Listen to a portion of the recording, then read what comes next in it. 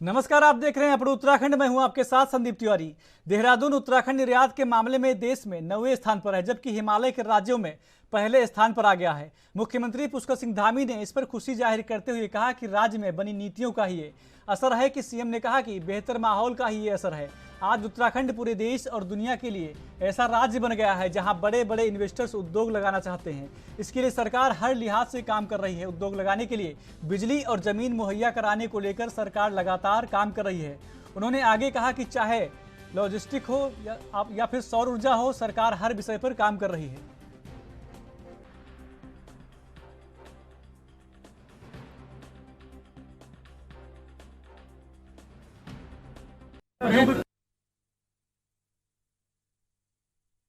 है और निश्चित रूप से इस उपलब्धि से जब हिमालय राज्यों में हम पहले स्थान पर आए हैं तो हमें आगे के लिए भी, क्योंकि एक इसको प्रोत्साहन के रूप में लेते हुए, प्रेरणा के रूप में लेते हुए अपने को और अच्छा करना है। हमारे सभी लोग और अच्छा काम करेंगे, सभी विभाग अच्छा काम करेंगे तो आगे हमारा जो सूचकांक पूरे देश के अंदर 9 पर आया है वह भी और नीचे आएगा। सर, इन्वेस्टर समिट से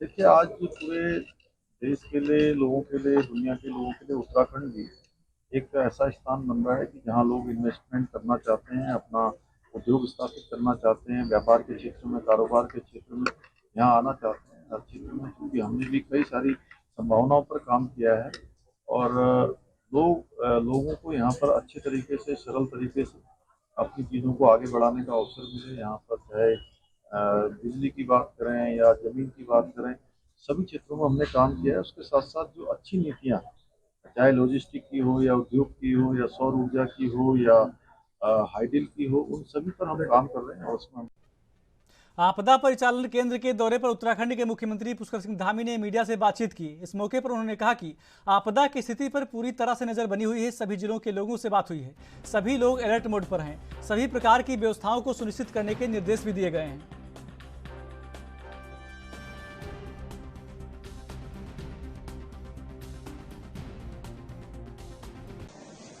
आपदा की स्थिति पर सभी लोग पूरी तरह से नज़र बना के रखें, एक दूसरे से कोऑर्डिनेशन बना के रखें। सभी जिलों के लोगों से भी बात की है, सभी लोग अलर्ट मोड में हैं और जो कि मानसून का अलर्ट है, इस नाते सभी को कहा है कि सभी लोग सभी प्रकार की जो व्यवस्थाएं हैं आपदा के समय में हैं उनको सुनिश्चित करें और लोगों को, जो प्रभावित लोग हैं, उनको किसी प्रकार की परेशानी न हो, यही उनको कहा है। सर, चारधाम यात्रा को लेकर भी क्या आपने कुछ? चारधाम यात्रा पर चूंकि अभी जो यात्री आए हैं उन यात्रियों की सकुशलता, उनकी सुरक्षा हमारे लिए पहली प्राथमिकता है। इसलिए बार बार हम मौसम के बारे में जानकारी करने के बाद ही सभी से अनुरोध करते हैं कि वो अपनी। रुड़की में साउथ सिविल लाइन और मिलाप नगर क्षेत्र में हुए जलभराव को लेकर रुड़की हरिद्वार रोड स्थित एक होटल में पूर्व केंद्रीय मंत्री और हरिद्वार लोकसभा से सांसद रमेश पोखरियाल निशंक की ओर से पार्टी पदाधिकारियों और प्रशासनिक अधिकारियों के साथ बैठक की गई। दरअसल बाढ़ की स्थिति से लोगों को हो रही परेशानियों को लेकर यह बैठक बुलाई गई थी। इस बैठक में बाढ़ की स्थिति से निपटने के लिए उपायों पर चर्चा की गई।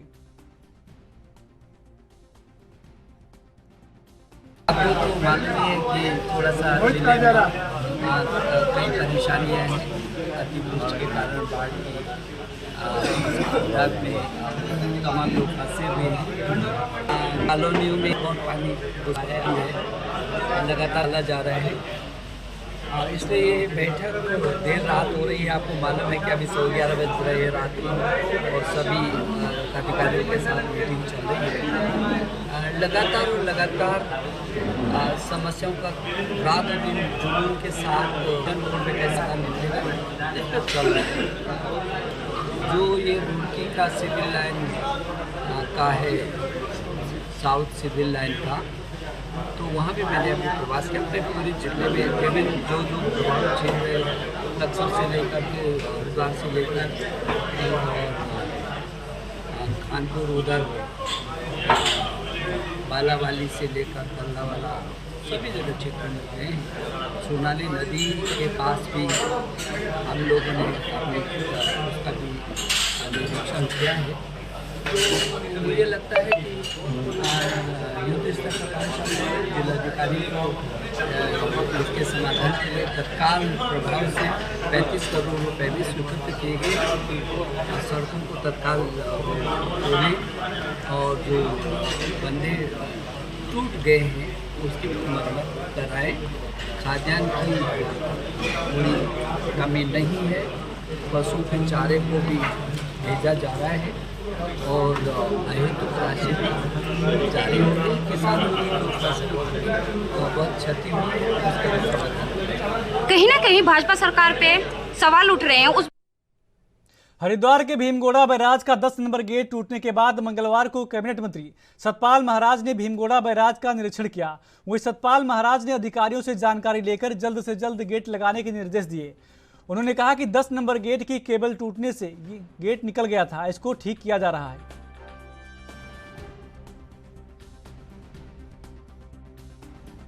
आज हम लोग भीमगोड़ा बैराज पर खड़े हुए हैं। यहाँ पर एक जो स्लूस गेट जो है ये टूट गया है। इसके केबल टूटने से और फ्लो आने से ये यहाँ पर निकल गया है। इसको निकाला जाएगा और मैं सभी को आश्वस्त करना चाहता हूँ कि इससे कोई नुकसान नहीं है, क्योंकि इस समय सारे गेट्स हमारे खुले हुए हैं और पानी का प्रवाह जितना ज़्यादा हो उतना अच्छा होगा। तो इस समय कोई पानी रोकने की समस्या नहीं बनी हुई है। इसके बाद इसको बदला जाएगा। मैंने आज ही स्वतंत्र देव सिंह जो हमारे उत्तर प्रदेश के सिंचाई मंत्री हैं उनको चिट्ठी लिखी है और उनसे मांग की है कि गेट नंबर 10 को जहाँ है तत्काल इसको ठीक किया जाए। इसका परिचालन संचालन में कठिनाई हो रही है तो इसको ठीक किया जाए और इसके साथ साथ जल्दी ये कार्य हो जाएगा। तो मैं सभी को विश्वास दिलाना चाहता हूँ कि इससे कोई दिक्कत। उत्तराखंड के मंगलौर में लगातार हुई मूसलाधार बारिश के कारण आम जनजीवन प्रभावित हुआ है। इसके अलावा हरिद्वार के भी कई गांव जलमग्न हो गए हैं, जिसके किसानों की फसलें भी बर्बाद हो गई हैं। उधर जलभराव से अब बीमारियां फैलने लगी हैं, जिससे काफी दयनीय स्थिति उत्पन्न हो गई है।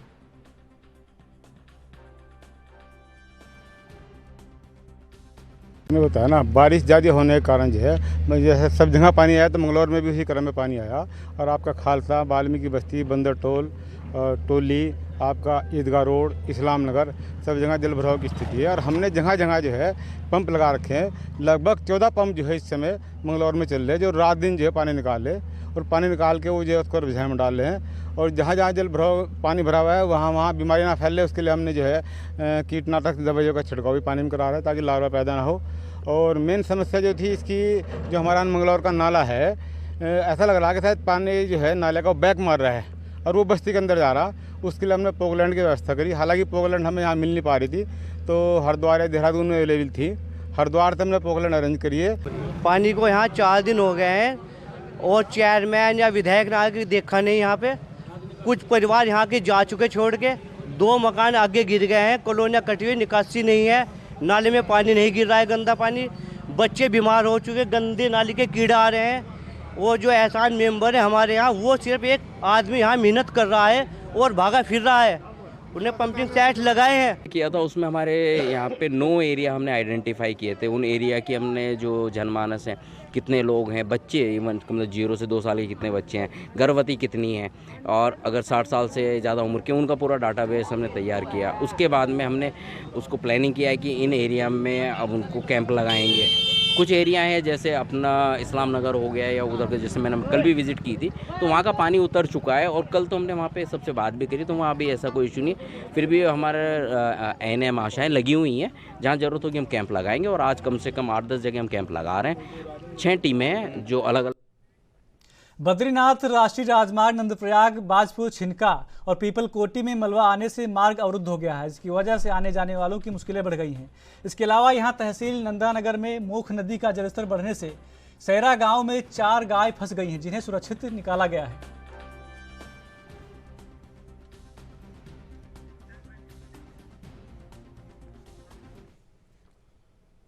उत्तराखंड में हुई बारिश को लेकर आपदा प्रबंधन सचिव ने बताया कि गढ़वाल के निचले इलाकों में ज्यादा बारिश हो रही है।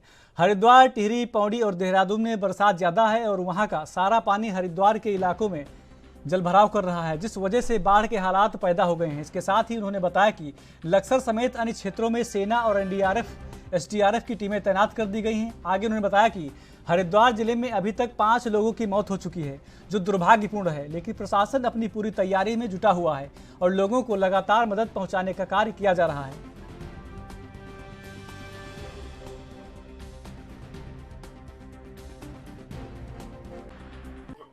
देखिए अभी मेनली गढ़वाल के निचले एरिया में बारिश ज़्यादा हो रही है, हरिद्वार, देहरादून और पौड़ी और टिहरी के कुछ अंश।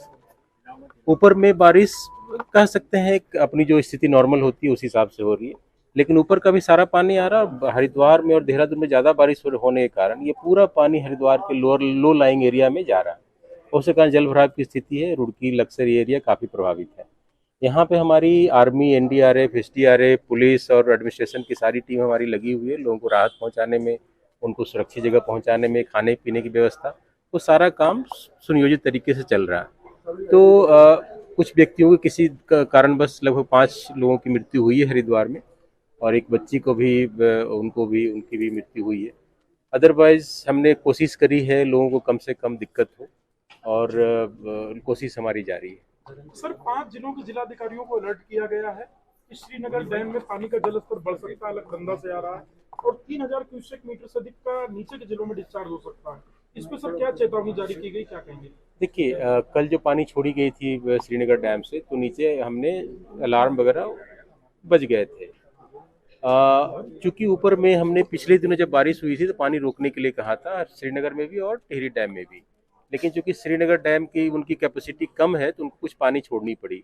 उसके कारण नीचे चूंकि ऑलरेडी बारिश ज़्यादा हो रही है, तो ऊपर से जब पानी आया तो ज़्यादा जल भराव की स्थिति उत्पन्न हुई थी। लेकिन उसके लिए हम व्यवस्था किया हुआ है, यहाँ पर लोगों को अलर्ट जारी किया जा रहा है। जैसे ही छोड़ा जा रहा है नीचे के सारे एरिया में। उत्तराखंड के चमोली में नेहरू युवा केंद्र संगठन के तत्वाधान में एक युवा उत्सव का आयोजन किया गया। इसमें भाषण, पेंटिंग, सांस्कृतिक कार्यक्रम, काव्य मंचन के साथ फोटोग्राफी प्रतियोगिता शामिल रही। वहीं इस कार्यक्रम में मुख्य अतिथि डॉक्टर धन सिंह रावत मौजूद रहे। इस दौरान उन्होंने कहा कि केंद्र सरकार की लोकल से वोकल सोच के तहत युवा उत्सव आयोजित किए जा रहे हैं। इसमें उत्कृष्ट प्रदर्शन करने वाले प्रतिभागियों को ग्रामीण स्तर से लेकर राष्ट्रीय स्तर पर प्रतिभाग करने का मौका दिया जाएगा।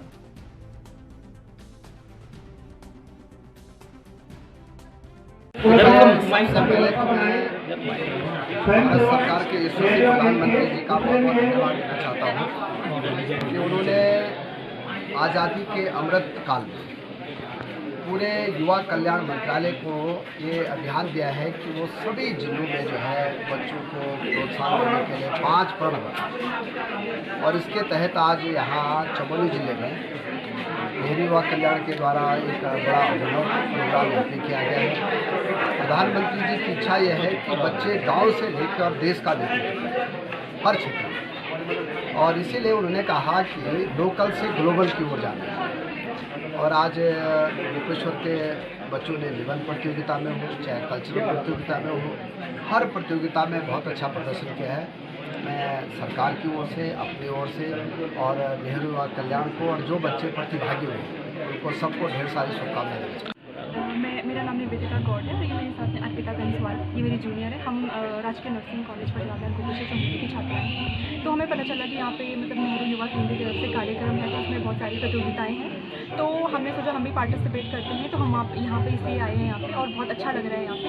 और हमें लगता है ऐसे कार्यक्रम रोज़ होने चाहिए ताकि सबको मौका मिले, जो हम प्रोफेशनल कोर्सेज हैं उनको भी मौका मिले। और तो मैंने यहाँ पे स्पीच कॉम्पिटिशन में पार्टिसिपेट किया था, और जो मेरे साथ है इन्होंने कविता प्रतियोगिता में भाग लिया था। तो बहुत अच्छा लग रहा है। और भी कार्यक्रम खबरें और भी हैं, रुकते हैं छोटे से ब्रेक के लिए, जल्द हाजिर होते हैं।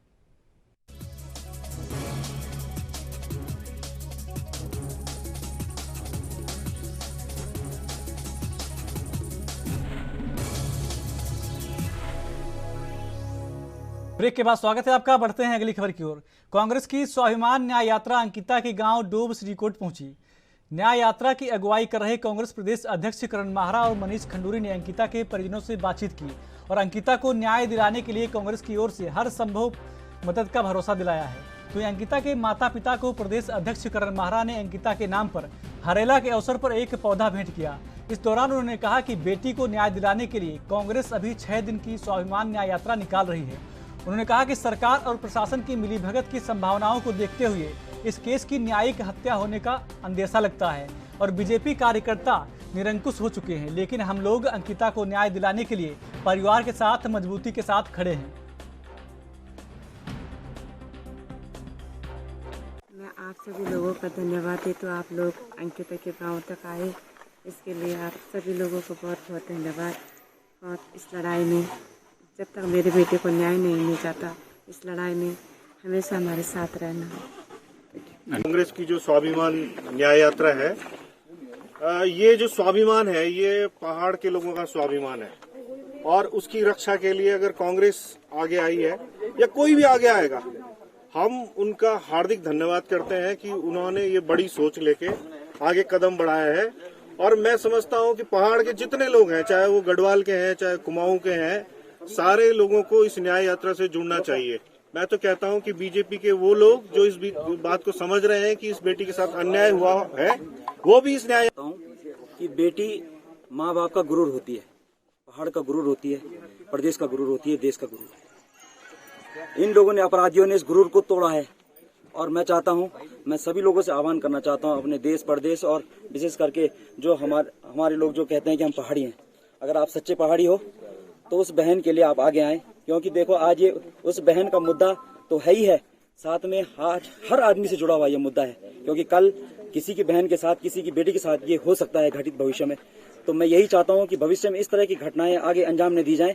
निश्चित रूप से हमारी अंकिता बहन को न्याय मिलना चाहिए और इस न्याय के लिए हमें जिस हद तक जाना होगा, हम कंधे से कंधा मिलाकर इस परिवार के साथ खड़े हैं और जब तक आखिरी सांस तक इन लोगों को न्याय नहीं मिल जाता, हम पीछे नहीं हटेंगे। ये सरकार ने उसको संरक्षण दिया हुआ है, इसीलिए वो निश्चिंत है। जिस तरीके से मैं वीडियो विजुअल्स देख रहा था, हमारे कुछ साथियों ने दिखाई थी कि अंकिता के पिताजी को कोर्ट परिसर के अंदर भी अपमानजनक शब्दों का सामना करना पड़ा। अपराधी के साथी उनको चिढ़ाने का काम कर रहे थे, डराने का काम कर रहे थे और ये इतनी हिम्मत इसलिए आई है क्योंकि जो वीआईपी है वो कोई बहुत बड़ा आदमी है निश्चित थी, और जो बड़ा आदमी है उसको बचाने के लिए सरकार जिस तरीके से लगी है, उसमें हो सकता है कि पुलकित को भी, जो अपराधी है, उसको भी ये कहा गया हो कि तेरे को हम बचा लेंगे, सबूत सारे खत्म हो चुके हैं, तू वीआईपी का नाम मत लेना अपने मुंह से। इसीलिए वो व्यक्ति अभी तक वीआईपी का नाम नहीं ले रहा। नार्को टेस्ट करने की बात सरकार ने कही थी और 90 दिन पूरे होने के जस्ट बाद सरकार ने बयान दिया कि नार्को टेस्ट के लिए अपराधी तैयार नहीं है। ये सारी चीजें ऐसी हैं, डीएम का अपना बयान बदलना, वीआईपी एक कमरे को वीआईपी बताना और सबूत मिटाना सबसे बड़ा अपराध है। जिस विधायक ने डोजर चलवाया उस विधायक के खिलाफ कार्रवाई नहीं होना, इस बात का सबूत है कि अंकिता का न्याय अभी काफी दूर है। उत्तराखंड में बढ़ते साइबर अपराधों पर उत्तराखंड पुलिस सख्त नजर आ रही है। उत्तराखंड साइबर विंग ने हाल ही में 2 राष्ट्रीय घोटालों, बीमा धोखाधड़ी और फर्जी हेलीकॉप्टर वेबसाइट घोटाला का पर्दाफाश किया है। डीजीपी अशोक कुमार ने पकड़े गए शातिर अपराधियों के खिलाफ सख्त कार्रवाई करने की बात कही है। उत्तराखंड साइबर विंग ने एक राष्ट्रीय बीमा घोटाला का पर्दाफाश करते हुए बताया कि पिछले 6 से 7 वर्षों से यह जालसाजी गाजियाबाद, नोएडा से चल रही थी। पुलिस ने बताया कि दिल्ली से एक मास्टरमाइंड अजीत राठी को गिरफ्तार कर लिया गया है, जो दिल्ली एनसीआर से पिछले 6-7 साल से ऑल इंडिया इंश्योरेंस धोखाधड़ी चला रहा था, जिसकी पूरे देश भर से लगभग 1400 शिकायतें और 72 एफआईआर दर्ज हुई थी। आरोपी के पास से 6 मोबाइल, 6 सिम कार्ड, 47,000 रुपए नगद बरामद हुए हैं।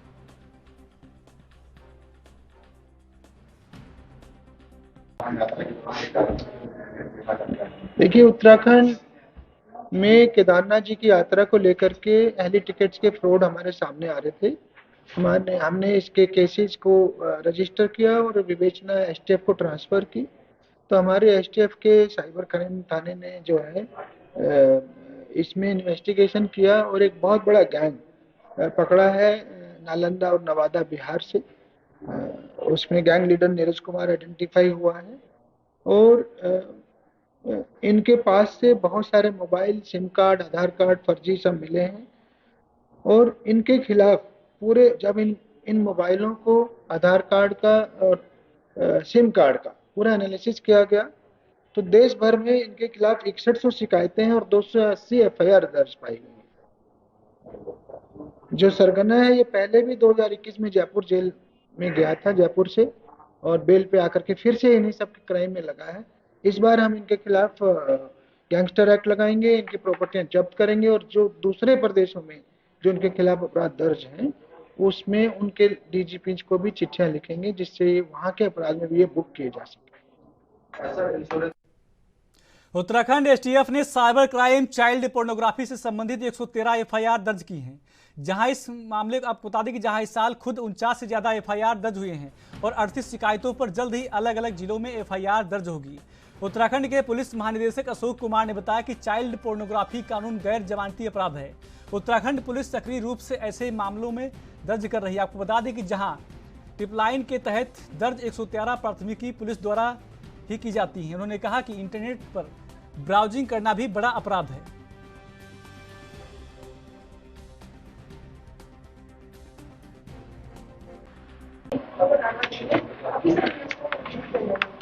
चाइल्ड पोर्नोग्राफी बहुत बड़ा अपराध है और इसमें इवन उसको ब्राउज करना, सर्च करना भी अपराध है।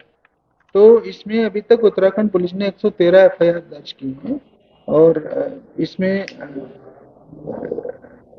यही मेरा एडवाइस है कि किसी भी रूप में चाइल्ड पोर्नोग्राफी को न प्रमोट किया जाए, न उसको देखा जाए, न शेयर किया जाए। जो एडी सेवाओं को लेकर चल रहे हैं, पंचायत चल रही है, उन पर कार्रवाई की गई है। इस तरीके से सर उत्तराखंड के रायवाला में पुलिस द्वारा नशे के खिलाफ चलाए जा रहे अभियान में सफलता मिली है, जिसमें पुलिस ने शराब तस्करी करने वाले आरोपियों को गिरफ्तार किया है। वहीं पुलिस ने आरोपियों से 10 लीटर कच्ची शराब पकड़ी है। इस दौरान रायवाला थाना अध्यक्ष जितेंद्र मेहरा ने बताया कि आरोपियों की पहचान बसंत और अमानत के रूप में हुई है। वहीं पुलिस ने मामला दर्ज कर आगे की कार्रवाई शुरू कर दी है।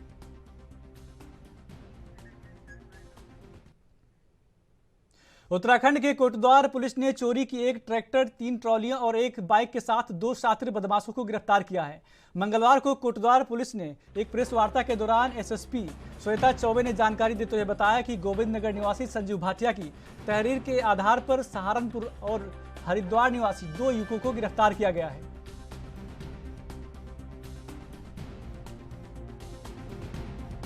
इन्होंने पूरा कैमरे जो हैं वो मॉनिटर किए और जो 2 मुख्य अभियुक्त थे उनकी गिरफ्तारी की गई है। जो हमारे यहाँ से ट्रैक्टर चोरी हुआ है उसकी रिकवरी हुई है। जिस मोटरसाइकिल से ये अभियुक्त आए थे वो भी पता चला है कि चोरी की है, वो भी हमारे द्वारा रिकवर की है। 2 अन्य ट्रॉलियाँ जो हैं वो भी रिकवर की गई हैं। उनके द्वारा बताया गया है कि ये थीतकी से एक ट्रॉली थीतकी से और एक छपार से इनके द्वारा चोरी की गई है। इनका आपराधिक इतिहास निकाला गया तो काफ़ी मुकदमे इनके खिलाफ पंजीकृत है, जिसमें मर्डर के मुकदमे हैं, चोरी के मुकदमे हैं थाना मंगलौर में, गंगनहर। इस बुलेटिन में मेरे साथ इतना ही। बाकी देश प्रदेश की तमाम खबरों के लिए देखते रहिए ANV न्यूज़। नमस्कार।